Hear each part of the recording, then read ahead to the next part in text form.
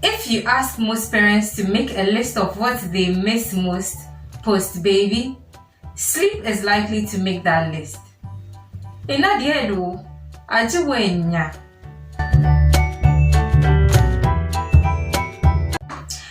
everyone and welcome back to the channel.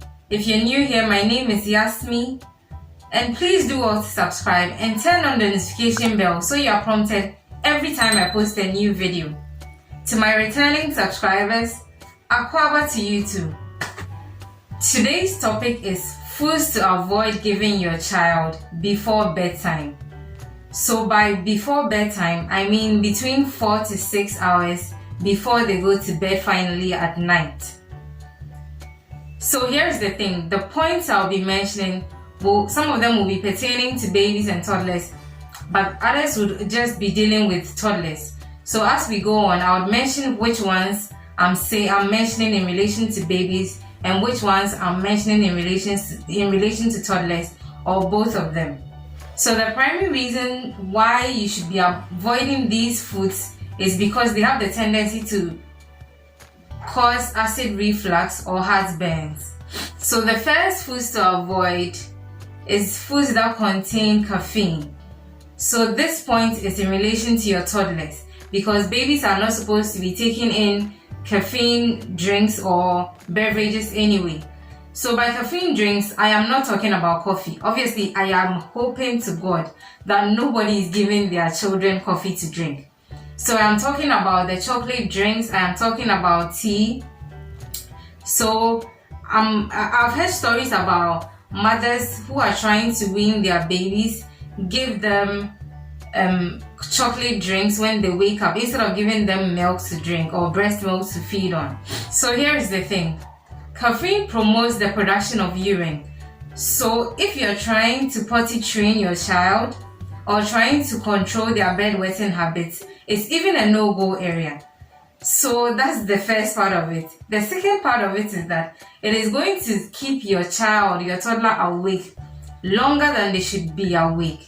So I'm begging you, please avoid the chocolate drinks, the tea, and also the cola drinks. Please, we are supposed to avoid any of those 4 to 6 hours before bedtime when it comes to the toddlers. Point 2 is sugary desserts.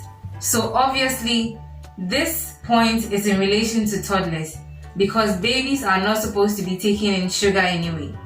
So by sugary desserts, I mean ice cream, the candies or your toffees, whatever contains high amounts of sugar, your toddler shouldn't be having 4 to 6 hours before bedtime. My son has a phrase he keeps saying, give them energy. That is what you'll be doing if you feed them with sugary desserts when it's near to their bedtime. They will not allow you to sleep, they will be awake. You may even pull an all-nighter. So I'm begging you, please desist from giving your toddlers sugary desserts before bedtime. Another food you should not be giving your toddler before bedtime is overly salty foods. So by overly salty foods, I mean like the crackers or the chips that have too much salt in them. The thing is, they are heavy and greasy, and it's difficult to digest those kind of foods before bedtime. So please avoid giving them to your toddlers before bedtime. If it's going to be difficult to digest, it is most likely to cause acid reflux or heartburns, and they are going to have bowel problems and are likely not to allow you to sleep anyway. So please avoid them before bedtime. This next point is in relation to both babies and toddlers.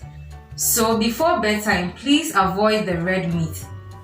By red meat, I mean we are avoiding pork, sausage, bacon. These foods are also difficult to digest, so you might want to avoid them, especially during dinner times.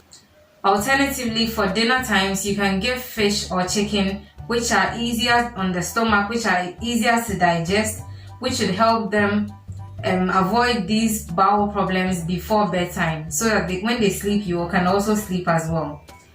This next point is surprise. It is healthy or no. They are healthy, they are rich in vitamins and minerals, but before bedtime, please avoid giving your babies and toddlers broccoli, and cauliflower. This is because these vegetables, though yummy, though nutritious, are slow to digest and may cause acid reflux or heartburns when you give them to your babies or toddlers.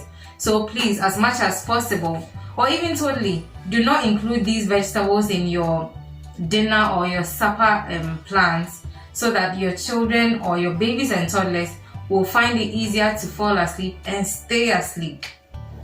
So today has been brief. We've come to the end of the session, and I hope you took some pointers out of this.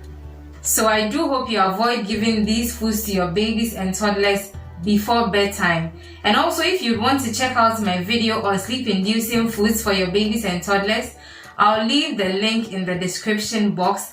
Please do make it a point to go through. Please let me know in the comments section if these videos are helpful, and do give me a thumbs up so I'm encouraged to do more of such videos.